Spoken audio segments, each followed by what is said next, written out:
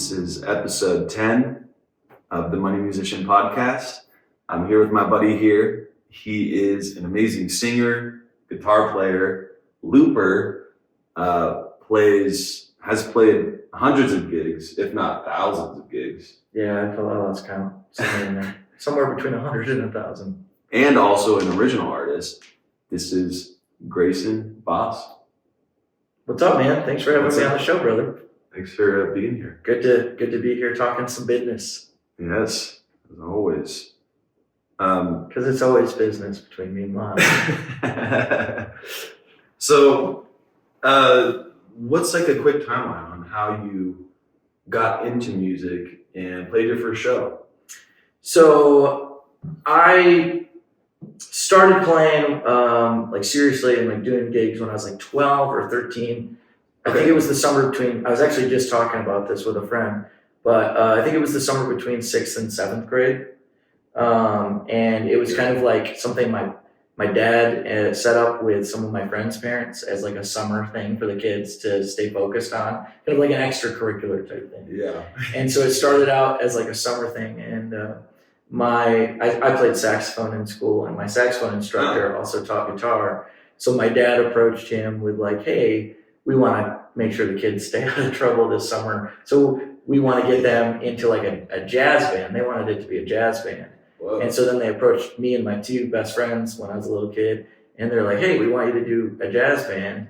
And we're like, well, we'll do it, but we want to do a rock band because Guitar Hero was getting popular and School of Rock had been out for a few years. Okay, yeah. And so we were like getting into some of the, old classic rock tunes and whatnot. Mm-hmm. So we practiced. My saxophone instructor kind of taught us how to be a band, taught me guitar, taught my other buddy guitar, and taught my other buddy keyboard. And we practiced all summer. He wrote a 3-chord song for us, an original song for us to play at the end of the summer.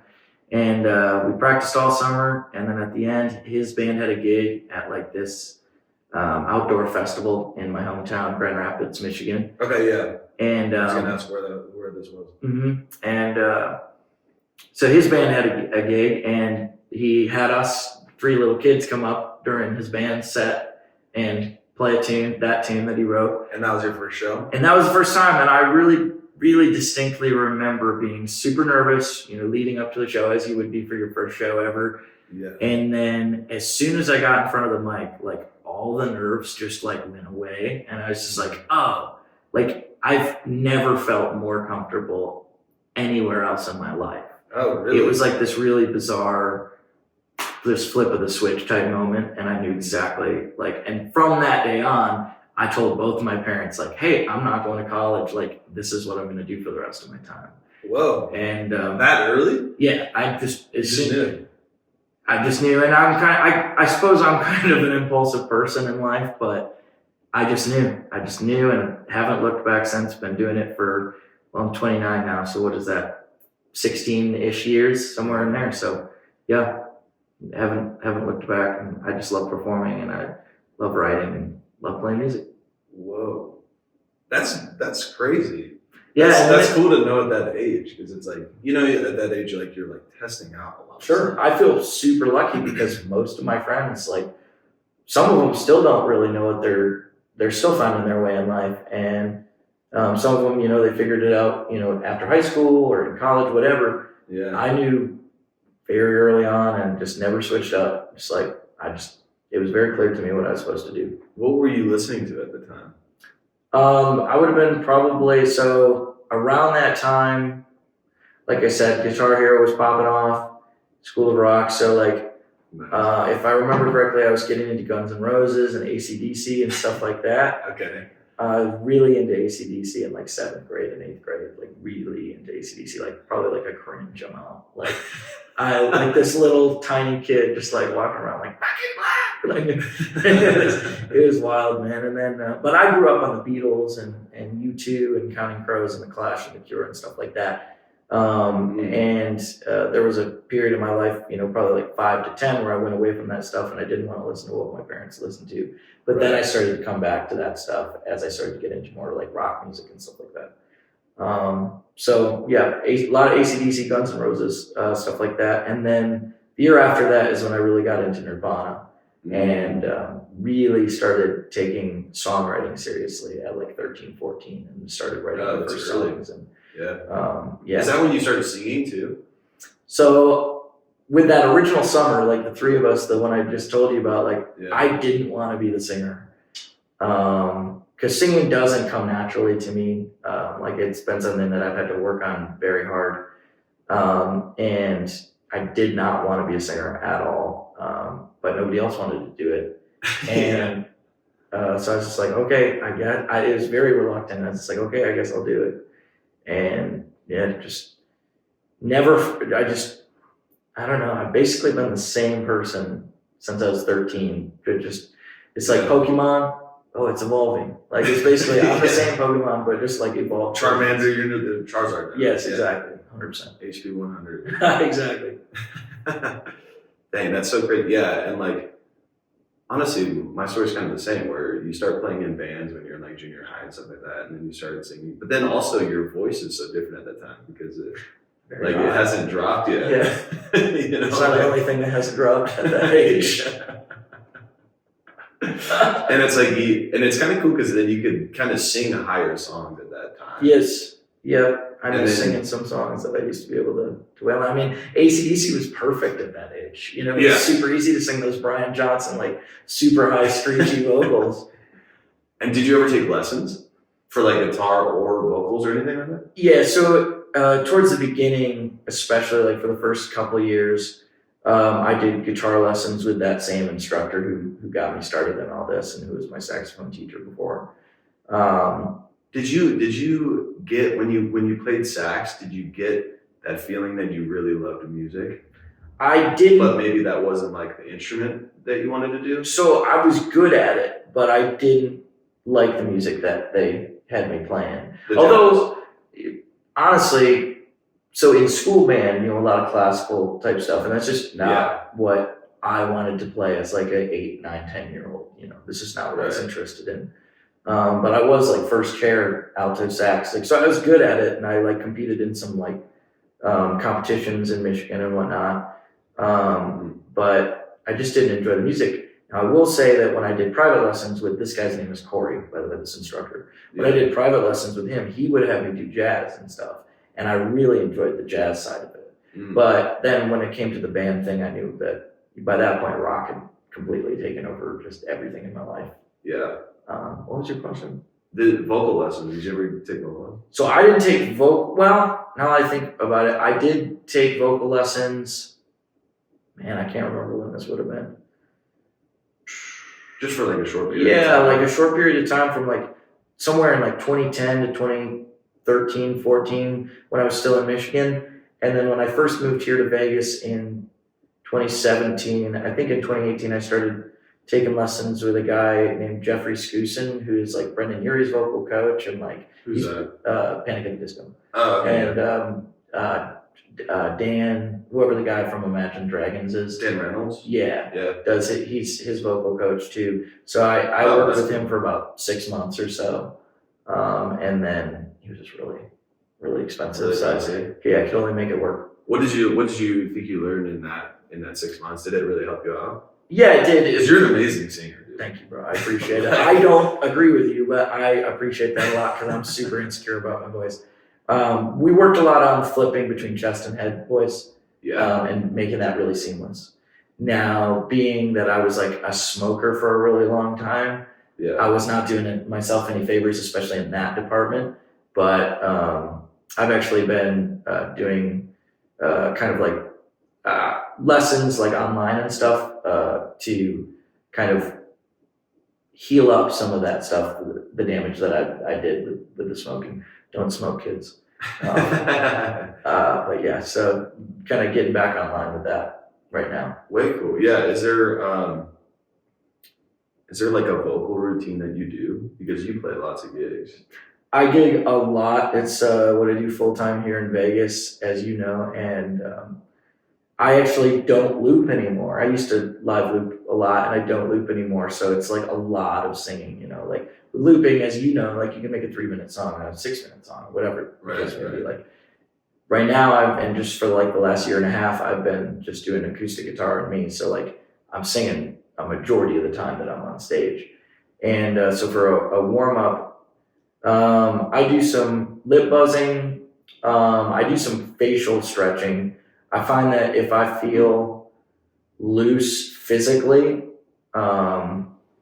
it's easier to get loose like mentally, as far as like connect mind muscle connection with my vocal cords. Yeah. And That's then great. I'll do some scale stuff, probably not as much as I should, but really my warm-ups are in the car on the way to the gig. I usually start with like some Frank Sinatra, like something in my like lower in my register, Yeah. and then work up throughout the car ride. Mm-hmm. So that by the time I get on stage, you know, I feel like all the parts of my range are a little bit loosened up and ready to go. And some days it's easier than other days, you know. Yeah, that's it. Yeah, those are great ideas, and like even the face stretching. I know that sounds like kind of weird, but that's totally makes sense. Like People probably look at me really weird in the car while I'm driving. I'm like yeah, making all these weird faces and shit. But oops, sorry, yeah. crap. That's But yeah, I look insane when I'm driving to work most days. even getting your whole body like just stretched out, like Get your blood flowing. you want to. It's kind of like when you're I don't know if you're like playing any other sport or anything like that. You want to warm up. You want to be Sure. You know, you want to stretch and everything like that, and it really does help. Cameron Detman said something to me once. For those of you who don't know, you've had him on the show, right? Yeah. So he said something to me once that I'll never forget, where he was like, we're talking about vocal warm-ups, and he's an incredible singer. So I was like really taking notes with what he had to say. And he said like, well, you wouldn't go to the gym and not warm up and kind of stretch out and get loose. And you know what I mean? Like when I thought about it that way, I was like, oh yeah, you're right. You know, there's a big difference between a workout tight and a workout when you're loose and, you know, warmed up. And, you know, Yeah. I call it getting in touch with, like, for me, when I go to the gym or whatever, like, I call it getting in, like, tuning in with my body and getting in touch with my body and, like, kind of getting warmed up. And the same thing with my voice. Yeah, singing is so psychological. It's crazy. It really like, is. You can totally sabotage yourself by like thinking like, oh, I'm not gonna hit this note. I'm not gonna hit this note. I was just gonna say that, like, absolutely. And then you go for it, and then you don't hit it. Yeah, a lot of times you don't hit it, or I don't know. Sometimes you surprise yourself, and maybe you'll get close or something like that. But you really have to have that, like, yeah, you have to be relaxed. You have to be like, I'm just gonna go for this. Mm-hmm. For me, the trick is to try to get into flow state as early into the set as possible. I'll do a 5-hour show sometimes and I don't get into flow state at all. What do you mean by flow state? How would you describe that? Just where you're not thinking, you're just doing. It's total muscle memory. Mm-hmm. You're not in your head at all. Kind of like you've practiced enough to where you can kind of go on autopilot. Right. Yeah, but not autopilot in the sense of like phoning it in, but just like there's like this calm confidence and just relying on your muscle memory and the practice and training that you put in or whatever. There's probably an actual definition of flow state that I don't know off the top of my head, but just to be in a state of like locked in, you know, and not really thinking, just doing it. Yeah, not thinking so much, yeah. And that's tough too when you're playing a show and like there's so much going on and I don't know, you think the audience is judging you and you have your own judgments in your own mind and stuff like that. So it's so much easier said than done to like stop thinking and just perform. But yeah, you're right. It's always better that way. I've taken to a habit of if I get to a gig and to your point, like if I'm feeling like self-conscious, feeling judged by the audience or whatever, especially at the beginning of the set, and I haven't won them over yet. Yeah. We got our little phone stand on the mic stand, and I'll FaceTime my girlfriend and just like play to her for the first few songs just to get loosened up because I'm like completely comfortable with her. That's a cool idea. For me, that's what works. I always play really well when I'm playing to her. Yeah. And so sometimes that's kind of what I need to do to get loosened up. And then once the crowd gets more into it after a few songs or whatever, then I'm like, all right, bye, babe, thank you. So yeah, that's been helpful too. That's a cool way to warm up too, because she's probably heard you play a million times, so it's not as like intimidating or anything like that. And I'm really lucky in that she loves listening to me play, and it never complains about having to hear me play Brown Eyed Girl for the 3 billionth time. I'm really lucky in that regard too. So tip 1, find somebody who you're completely comfortable with and who loves listening to you play. Yeah, that's great. That's a great idea. Because it is always like those first couple of songs, you're just feeling out the whole show. The best shows to me, I don't know if you've had this experience at your gigs, probably, but I like to, as I'm setting up, start conversations with people around so that when I get up there, it feels like we're already friends and they're already rooting for me. Yeah, that's great. Yeah, because you kind of have to warm up. Like, you're at your house, you're not talking to anyone. Or you have to socially warm up. Yeah, socially warm up. Yeah. Yeah, exactly. Like, talk to the hosts a little bit. Right. Talk to the ballet guy or something and get a little warmed up. Yeah, it's crazy to just go from like being at your house and not talking to anyone to having to entertain 30 people or however many people. Right. I mean, it's really in theory it should be like a switch that you flip, but it's kind of like a space heater where it takes a minute to like heat up, it's not like an instantaneous thing. Right. That's a great metaphor for that. Yeah. It's really helpful for me. Like if I feel like I have friends in the audience, even though it's people that I'll never see again, I'll know for that night and we'll have that night in our memories, but that's it. I played at MGM last night, and as I was setting up, there was a guy sitting next to kind of like the playing area, and struck up a conversation with him. He was a super cool dude. He helped me. You have to run a cable behind one of the couches in the venue, and like he helped me with that. And he's "Oh, you're official roadie for the night." Like it's so weird, joking around, and then he stayed the whole night. Whoa, and that was super cool. Yeah, that's super important. Didn't get your name, bro, but thanks, man. Yeah, especially all the people that sit right in front of you at your gigs. It's like you don't have to get to know everyone, but at least the people that are. It helps a lot. Yeah, it does help, and it kind of keeps the vibe. I don't know. It's weird when you don't talk to the crowd. We've had both of those gigs. Yeah, sometimes for me, if I'm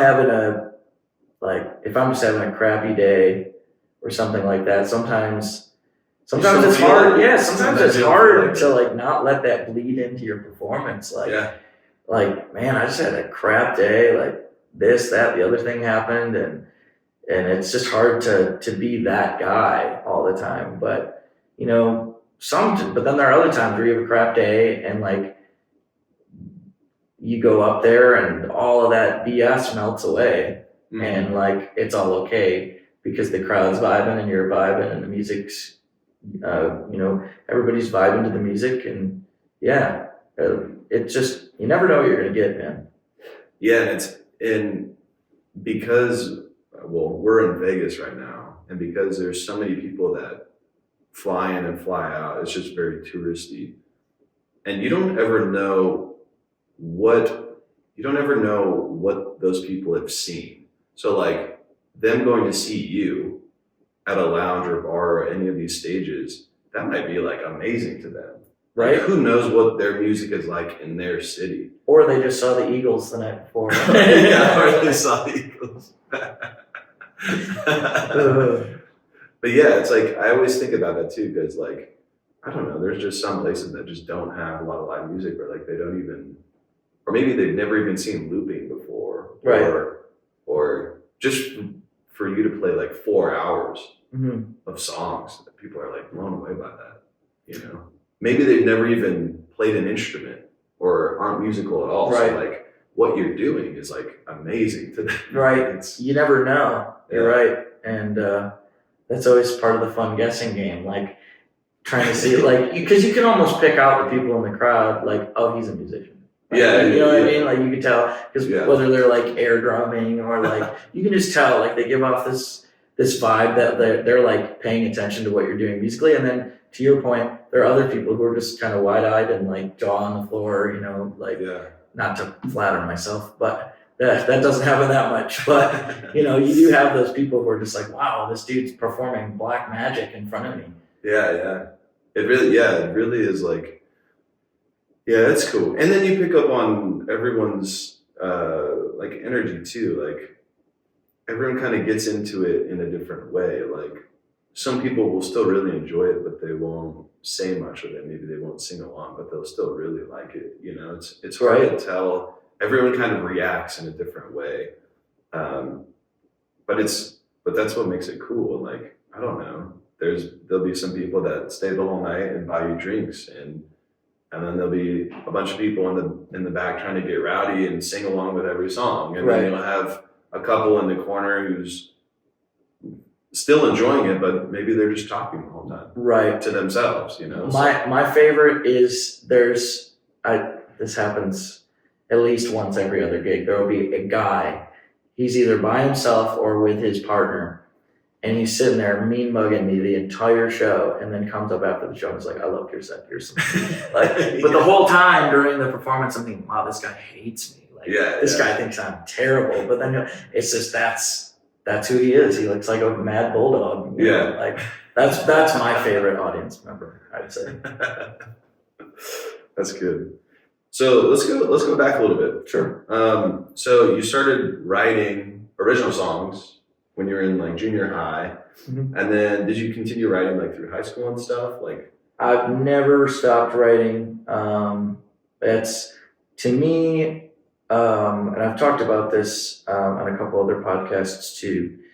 Some people have a relationship with music where they start playing first, and then they start writing. And for me personally, it both started at the same time.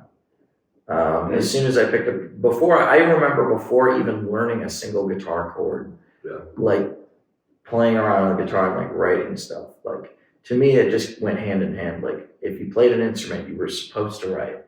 That's just how I've always looked at it. So for me, I have a list on my computer somewhere, but like 200 something songs over the last 16 years. And, probably the first 100 of them are terrible and no one will ever hear them. But, you learn. It's the same thing as playing guitar or anything else. You get better as you do it.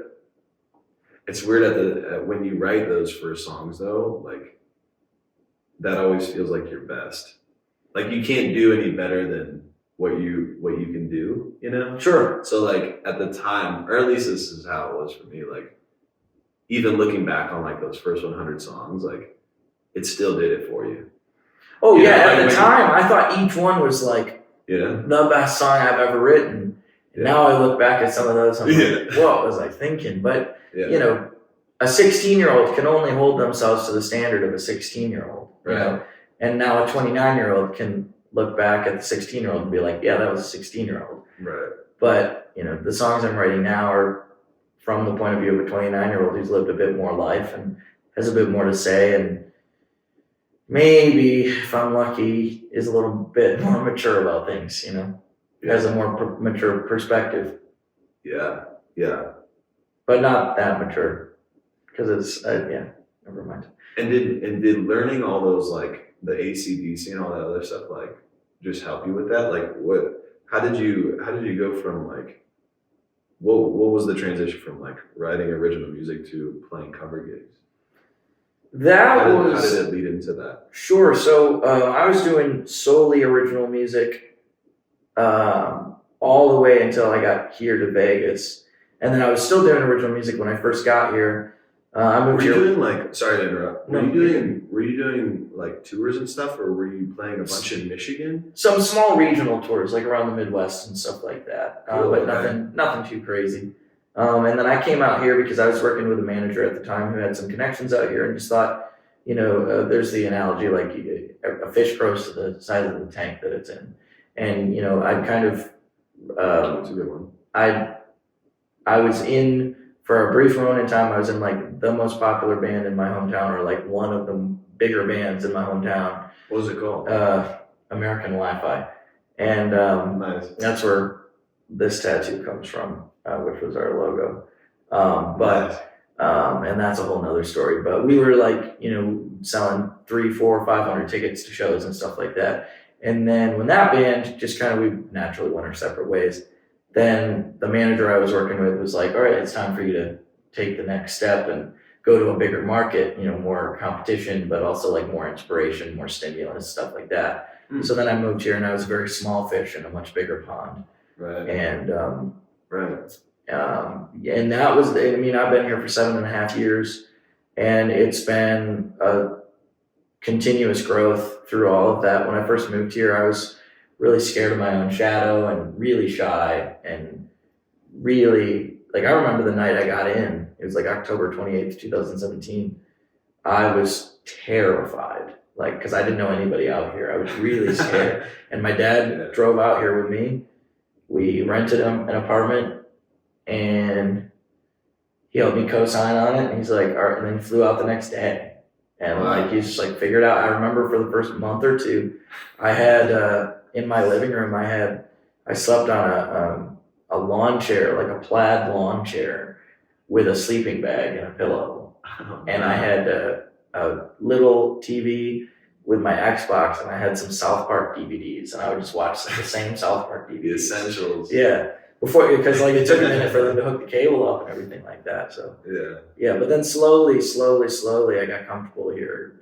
The first year was really tough, and there were a couple times in the first year where I thought about going back. Like I thought, like, oh, this is just too much. This is too different from where I'm from. I'm not good enough. Whatever. Just all the normal self doubts of an early 20-year-old. And then I pushed through it. I persevered, and then started. Right before the dreaded COVID, I started really breaking through and gigging regularly, and then COVID hit. And so that was kind of like a false start almost, because then we were off for like another like a year. And then after COVID, some of the musicians who were in town because of COVID had moved away, and moved back to where they were from. So there was like a vacuum that needed to be filled. And so that's essentially how I became, for a year or two, like one of the busiest people in town. And then since then I've reeled it back a little bit, because I burned myself right out those first couple of years, just too many gigs and just really losing sight of my ultimate goals in life. And when I first got into it, it was like, that's what I came here to do, is to like work with music for a living. So I just got totally into it and loved it.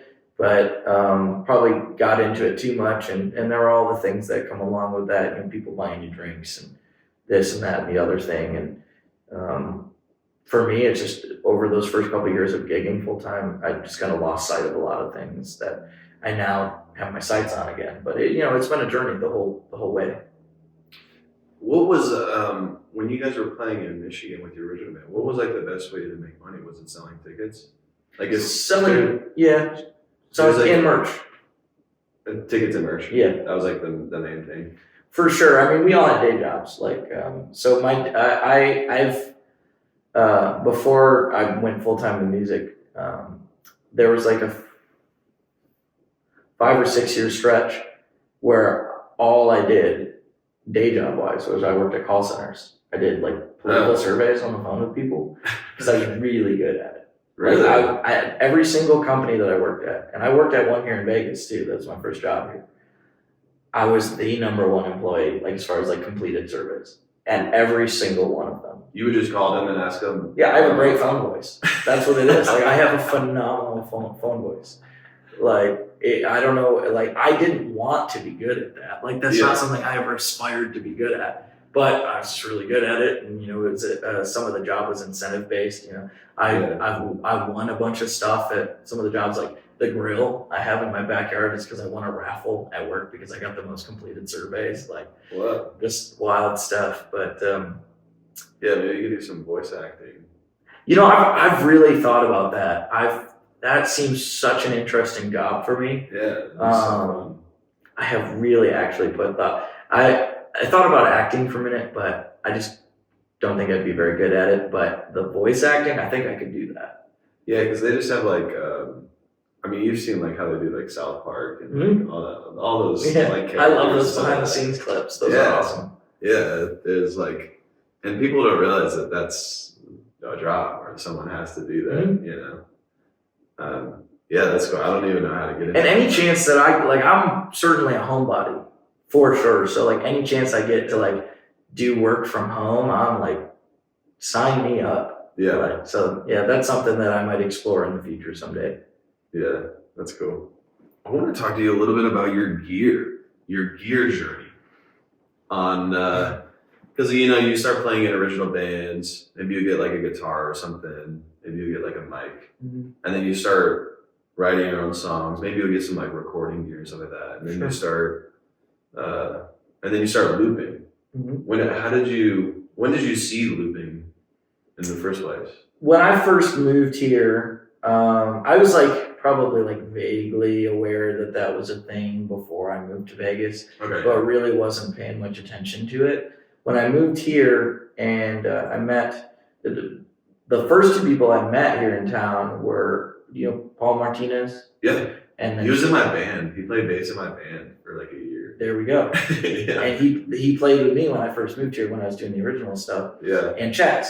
Those were the first two people I met here. And I mentioned to Chaz that like I want to be a full-time musician here, and he said you should loop because like that'll make you like more desirable to book. Yeah. And so like that's when I started. I bought an RC300. And solid. Started. That was my first looper. I still have it. I'm trying to sell it right now, but it's a great looper. Like super solid, super like user friendly. Like certainly the easiest that I've worked with just to dive into. You know, you got your 3 channels right there: start, stop, record. Like nothing too complicated. And was that a whole like did you play any cover gigs in Michigan?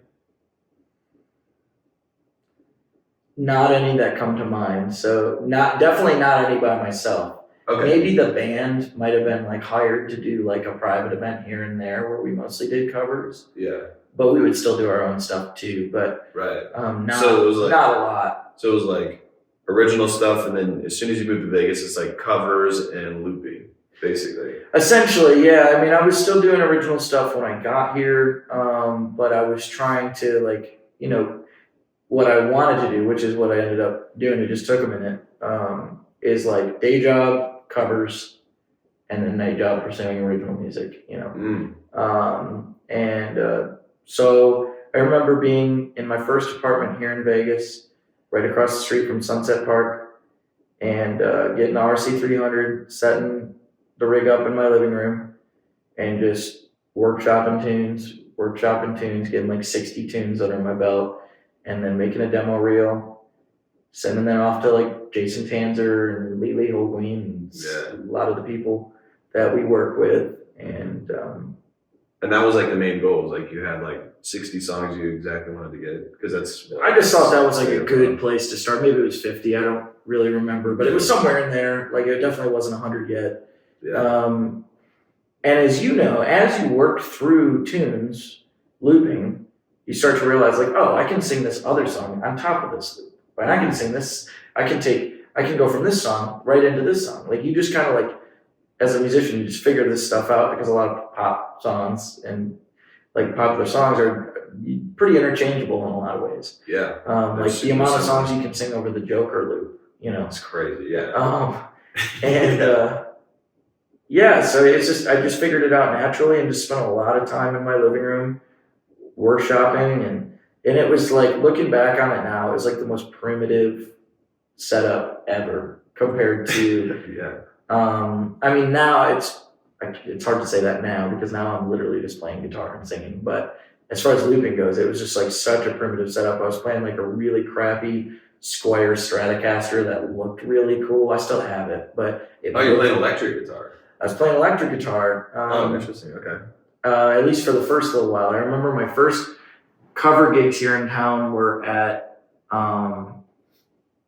Jeremy Cornwell. Yeah. He set me up with a gig at, it's in Town Square, Blue Martini. Blue Martini. Up on the patio. Yeah. Those were my first gigs here in town, and I would do like 3 hours, Mhm. And I remember when I did the first one, like getting that check for whatever it was, $300, whatever it was, Yeah, and being yeah. like, wow, like I was just like, wow, I'm making real money. This is Yeah. crazy. And then it just grew from there. That was awesome. Shout out Jeremy. Thanks for that first opportunity. Yeah, Jeremy was the first person that I played bass for Really? when I moved out here. Yeah. And you're He was from AZ, right? Arizona. Yeah. Yeah. Or Yeah. that was California at the time. Okay. But I remember, yeah, he was like booking my first gig. Jeremy just setting everybody up with their first gigs. I Shout out to love Jeremy. that. Yeah. Dang. And then I got involved with Jason, and he started booking me. I remember doing a couple gigs at Primrose inside Park, Mhm. and then COVID hit, and then when things opened back up, then it was just like booked here, booked there, booked everywhere. I mean, I've been playing at Green Valley Ranch every week for like 3.5 years now, 4 years. Wow. And how did like your gear evolve over that time? So it was slow, but it was also deliberate. Like what else? What other items would you say were necessary or that you did? So the first wave of gigs, like the first 2 years or year and a half of gigging, was RC300, Boss ME80, which is a multi-effects pedal, looping. I had 2 mics. I had the main vocal mic, looping mic. I think I was running things through I believe I was running things through a really crappy 4-channel pile mixer. You know the one I'm talking about. Yeah. Okay. and then a Yamaha speaker.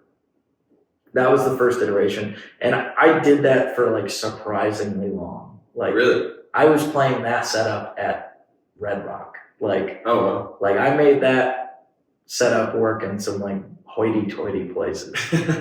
And then after that, then I moved to a slightly more sophisticated setup where I had the Acoustasonic Jazzmaster.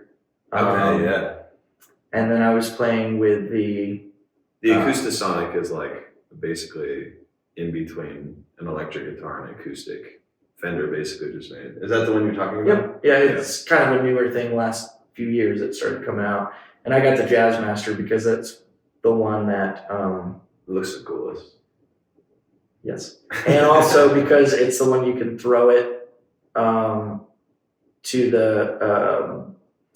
the bridge pickup, and it's like full distortion already. It's got like built-in distortion to it. So like for the solos, it would really give it that extra kick. So you could flip it to the neck pickup, and it would be like an acoustic tone, and then just flip it, and you're ripping a solo or whatever.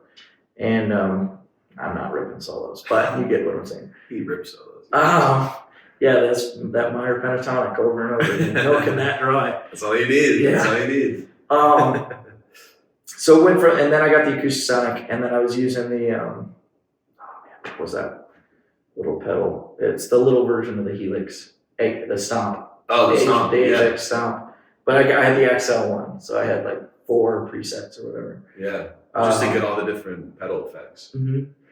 And I'm a big presets guy because I don't like to monkey with too much stuff while I'm not a neither. So I would set everything, and then I had a TC Helicon Play Acoustic Voice Live, which would basically my guitar would go into that, and it would in real time hear the chords I was playing on guitar, and then create vocal harmonies based on that chord in real time. So that's what I was doing my vocal processing through, doing my guitar processing through the HX Stomp, looping through that. Then I moved to the RC600. So twice as many channels. You know, the funny thing is though, so I had twice as many channels, but I still only used 3 for the most part. But the reason I got it is because it's smaller, so I could fit more on my pedal board. Because then I started using the X-Air, the Behringer mixer, the digital mixer. Okay. And so that was the second rig, and I did that for like 1.5 years. And then I moved to the Ableton rig. That was like the Mac Daddy rig, and that. Why did you decide to move to that? Just progression, like just getting bored with the way that I was doing the set and wanted to try something new and kind of expand the set and make it as good as it could be. Was it so you can also like eliminate other stuff? For sure. Because you could do a lot in Ableton. Right. It was the automation factor, where it was like certain like patch switches I could literally just automate. So like I didn't have to do anything with my feet. Yeah, And like that's cool. And there like it was just a much fuller sound. So I had the Ableton the Push 3 standalone, which is like a computer in its own right. So I had that, still had the HX Stomp for guitar. I had the FCB 1010, which is like basically a MIDI foot controller. What else did I have? Still had a digital mixer. I think it was still the Behringer. No, it wasn't. It was something else. What were you using for your PA? Now I'm using the EV. I think it's the 50. Yeah, that's what I have. Yep. Yeah, because when we gigged together, we had the same speaker. Before that, I was using like whatever the Yamaha equivalent of that is. I forget what the model name is, but I was using that. Basically, a month after I started using the Ableton rig, and I had put so much time. I rented a cabin on Airbnb in the middle of Joshua Tree National Park, and this was October of 2023, and I went out into the middle of the desert and locked myself in a cabin for a week and just figured out that rig, put that rig together, practiced, programmed everything, got everything ready to go, and put like probably hundreds of hours of work in over that week and a half, whatever. Wow. That rig was alive for a month, and somebody broke in my car and stole most of it. So after that, I was like heartbroken because like I was like I was heartbroken because of the amount of work that I put in. Man, I remember that, yeah. And so that's when, just out of necessity, at first I went down to just acoustic guitar and singing because everything had gotten stolen. And man, that sucks. And but then I started to realize that because I didn't have all this extra stuff going on with the looping and the programming and this and that and the other thing, it was forcing me to play my dad calls it the fifth instrument. I don't know why he picked fifth, but which is the audience. It just forced me to interact with the crowd more. And you didn't feel like you were doing that as much with the looping. No, I just had too much to focus on. I felt like there's just too much going on for whatever reason. Maybe that was just a me thing, but just stripping it back down to basics, I really had to focus more on that. And that's what I really enjoy is like stagecraft and like working with the crowd and whatnot. So, and I started to notice that because of that, I was making more in tips, and I wasn't having to bring as much gear because it was just a guitar and me and a speaker. Right. So I've just been doing that ever since. It's been going great. Yeah. Just been buying new acoustic guitars. That's basically the only difference. I was briefly thinking about doing the Ableton thing all over again, but then some of these opportunities in Nashville started coming up, so just that got put on the back burner. Yeah. Was your dad a musician? Depends on how it depends on how strict you use that term. He played drums in high school and in college. Is that where you got it from? No. Well, in some ways, not other ways. My dad is my best friend. I love him to death. He's not a gifted musician. Okay. But he's a great guy, and I wouldn't be where I am without him, and I wouldn't even be close. I'd probably be living on the street without my dad. But he's not a good drummer. But he did expose me to a lot of the music that I grew up listening to, and he's the one who pushed me to get into music, and he's always been my number one supporter. Hands down, not even close. So, I owe everything I have to him in that way. Wow. But I did not inherit my musical talent from him. Okay, yeah. Wow, that's cool, yeah. You just roasting my dad on this podcast. Love you, Dad. So what is, out of all the hundreds or thousands of gigs that you've done in Vegas, what's like the craziest thing that's happened at a gig? There's been some crazy stories. Like even last night I had not that crazy, but kind of a weird thing happen where this older guy, probably in his 60s, he was at the venue I was playing at, there's like a pretty open area right in front of the stage where people can dance and stuff. And he was wearing this very flamboyant shirt, silk shirt, like very expensive looking, but like very like, hey, look at me type shirt. Yeah. And he was dancing by himself and like doing this like interpretive dance style thing through all my songs. And he was requesting songs, and but he didn't tip me anything, and which is fine, but then stop requesting songs. Like you get one for free, and then after that, that's my policy. Right. Maybe that makes me a dick. I don't know, but like I'm like, all right, bro. No, that's Because then this table of guys that were behind him, who at first they were laughing, they were like cheering him on or whatever. They started saying to him like, "Hey, bro, tip the dude. You're like dancing to all his songs. You're requesting a bunch of songs. Like, stop being. We know you have money. Look at your shirt. Like." and then I chirped in with him, and he got like super like upset, and really? He was obviously drunk, and he got like super upset and started flipping everybody off and like stormed off, and we were all laughing. And it was like, so that happened literally last night. I hope he's doing okay. I hope he's nursing his hangover this week. And I'm trying to think of like the craziest thing. I don't know. I've had people tossed from venues because they were drunk and fell on my gear. That's the worst. And then they got mad at me like I did some like the one thing that like really like I really hate when people tip you so they feel like, you know, they're drunk, they're on vacation, they feel like they can do anything they want because they gave you $5. Like, right.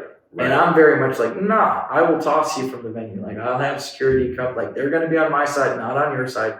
You like, I don't know. Like I had this group of college guys at Mandalay Bay once that they were hammered, and we were having a great time. And then all of a sudden something turned, and they started being like belligerent and kind of obnoxious and not respecting my gear. Mm-hmm. And I had 2 mics at the time, and they were trying to grab the other mic, which was the looping mic. And they were trying to grab that, sing out of it. And I said multiple times, like, hey, don't touch my mic, don't touch my mic, don't touch my mic, don't touch my mic. And they just kept doing it. And then I was just like, all right, that's it. And kind of like waved down security, explained to them the situation, and they got tossed. And as they're getting pulled out, they're like, you man, I gave you money, like blah, blah, blah. I'm like, yeah, but that doesn't give you the excuse to be a jackass. Yeah. It just doesn't. Yeah, a lot of people think they can just come up and start singing, or it's like a karaoke thing or something like that. Absolutely. Yeah, it's not. And it's like Step Brothers. Like, if you can't sing, no. But yeah, there's been tons of crazy stories. And it's hard on the spot. But like, I've probably told these stories. But it's a lot of drunk people stories. It's a lot of just. There was a show I played at Mandalay Bay a couple of years ago where like I think the NBA All-Star game was in town, and so like I was like playing to a bunch of like NBA players. That was cool because I'm like a big NBA fan. Yeah. So like I was like, oh, what's up, Lynn Stevenson? Like, what's up? You know, I can't Jay Crowder. Like, what's up, guys? Like, it wasn't like any. Although Giannis Antetokounmpo was there, so that was cool. I was like, oh man, that's cool. Like, that 7-foot guy.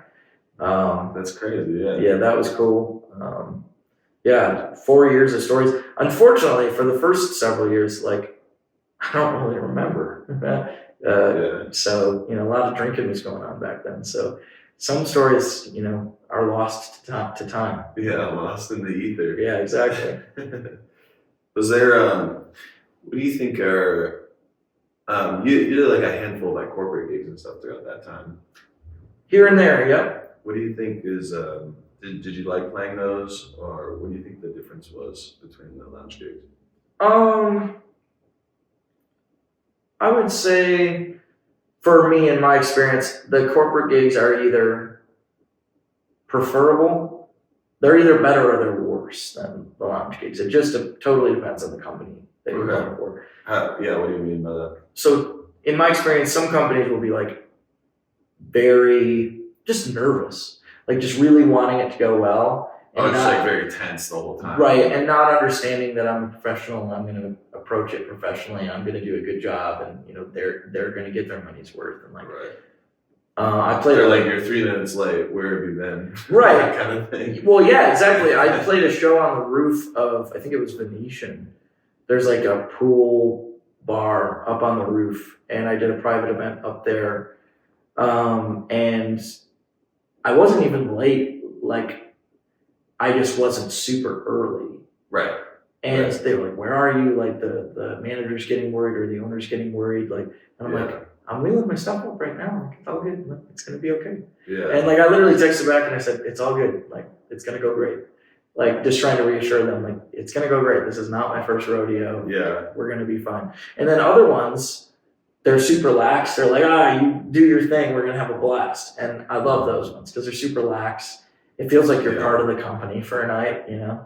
And it's a lot of fun. You get free food, whatever, and just have a good time. And you can tell that they're having a good time because like you know it's their job. They're with their work, and they finally get to let loose, you know, and just have a fun night. And I love that aspect of it. That's always been fun. Yeah, because you think it's going to be like this very serious thing, which sometimes it is Sure. very serious, but then other times it's a lot of just business people Getting drunk. just getting drunk and wanting to let loose a little bit, you know? I love that. I love that I get to be their soundtrack to them letting loose, you know? Yeah. Like, that's the best part. That's a cool way to put it. Yeah. And you get paid more for those gigs usually. 100%. But usually, yeah, they're a little more uptight. I have noticed that, like, they are, because I mean, you got to think of like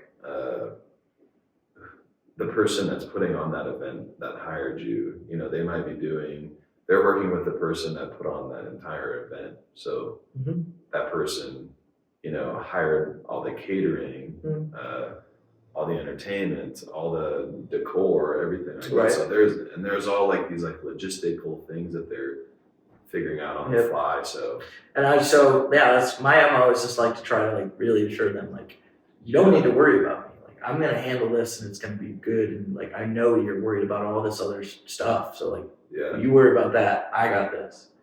Yeah, and that's such an important thing because I mean just getting rehired, like them using you again, like if you do a good job and you kill it and you are professional like that, they'll definitely have you back. Yeah, absolutely. And that's kind of like their biggest worry is like, you know, they're hiring this musician and they don't know if you're going to be good or not. Right. They might have seen a video of you, but like your professionalism could be different from your promo video. Sure, absolutely. You know? So yeah, that's super awesome. That's good. That's good advice. I guess we already talked about this, but who's been your biggest motivator? You said your dad was your biggest supporter. Sure. Do you like? Is there any? I mean, this could be like a book. This could be like a record. This could be a person. Just your biggest motivator through your music career. I think it's probably twofold. So one, I'm like a super competitive person. Sometimes I try to keep that healthy, but sometimes it's unhealthy. But that's good. You know, when I see other people doing cool stuff, I'm like, I want to do cool stuff. And when I see when somebody does something cool, I'm like, all right, I want to. Or if somebody writes a good song, like somebody I know, I'm like, okay, I want to try to write a better song. Like, just to push myself. You know, like I never want to get comfortable. You know, I just want to keep moving forward and getting better as a musician and a writer and a performer. And you know, to me, that's what motivates me. But also, I'm my biggest motivator because I always want to continue to prove to myself what I'm capable of. Mm-hmm. You know, because being very honest, like I have struggled with I'm sure maybe you have, and a lot of musicians have. Like I've struggled with a lot of self-doubt throughout my life. Yeah. And really have gone through periods of my life where I really didn't believe in myself and was pretty down. And I'm really proud of myself now because I was in such a dark place maybe like a year ago, maybe just over a year ago, about a year ago. And like the couple years before that with just drinking too much and just not being focused in life and kind of being lost a little bit. And somehow I found a way to just pull myself up by my bootstraps and kind of get certain things together. And I still have lots more to do in that regard and, you know, can still get better every day. But where I am today versus where I was a year ago today is just like black and white, like as far as mentally and just what I've got going on in my life. So I'm a big motivator to myself too, because I always want to prove to myself that I am capable of the stuff that 13-year-old me thought I was capable of. Yeah. 13-year-old me was a big fan, and really believed that I could do anything that I wanted to in life. And as I've gotten older, there's been older variations of me who didn't believe that or stopped believing that. And 29-year-old me is trying to get more in line with 13-year-old me. Wow. Well said. Yeah, that's a great way to put that. Yeah, just keeping yourself accountable and making those changes. It's been a journey, man. It's been a struggle sometimes, as you know. I'm sure you've had your own struggles, man. Yeah. It's been great to see. I mean, I didn't. I've only got to know you better the last few years, but like it's been great to see just you, because I know that the gigging thing, the solo gigging thing for you is just within the last few years here in Vegas, right? Yeah, it's Like been more and more. Yeah, it's been It's been cool to see that. Yeah, it's been, and like you said, the competitiveness is like, the music group is pretty small here. Sure. And everyone's, leveling up, and it's cool to just see you leveling up. Even talking about your gear and stuff, I'm thinking like, oh, cool, man. Or like that's just how it happens. I'm selling a bunch of it. So. But yeah, that's so cool. I think that's so important too, and I always talk about it with the community that like going out and meeting everyone and going to people's shows and seeing what they're doing and talking with them and exchanging ideas and trying new things and trying new gear and kind of even writing songs together. All that stuff is so I feel like it's so important. Absolutely, like. Just as an example that just popped into my head, like the reason I do American Girl in my set with Tom Petty is because I would always see you do an American Girl. Really? And I'm like, I always liked that song, but I guess I figure I already do a bunch of Tom Petty songs. So it's like, I don't need another Tom Petty song. But then I saw you doing it, and I think you even have a recorded version of it out, right? Yeah. And so I was like, man, this is a really good song, and it seems like Miles gets good reaction when he does it. Yeah. And so that's why I close all my shows with that song now. That's cool. One, because it's a quick one. It's like kind of an exclamation point on the end of the night. Right. I do like American Pie, which is like a 10-minute song, and then American Girl. Solid, the classics. Yeah, absolutely. Dang, that's cool. And so that's just an example of how, like, going to see your peers and being inspired by what they're doing and getting ideas from what they're doing. Yeah. And then when I go see him live, he's singing Prince, and then I'm like, oh, okay, I can't do that one. Yeah, I don't know. I haven't done Prince in a while. I'm just getting old, but I used to really get into Prince for sure, and like Sympathy for the Devil used to get really gravelly and like really into it. I'm starting to feel my age a little bit, but you still got it. Yeah, hopefully. He's in his 20s. Yeah, for a couple more months. Cool, man. Well, where can people find you? So you can go to my link tree, so you can just find everything, which is just how do they do it? They do linktr.ee/Greyson Bos, GreysonBos, and you can find all my links on there. I've got my new Tiny Desk performance on there. I've got a couple interviews that I did recently. I've got a new single coming out in a couple months called "Don't Forget to Smile," so I'll be promoting that. And what is your Instagram handle? It's Greyson Bos, so GreysonBos. Cool. Awesome, man. Thanks for being here. Thanks for having me, brother. Great time.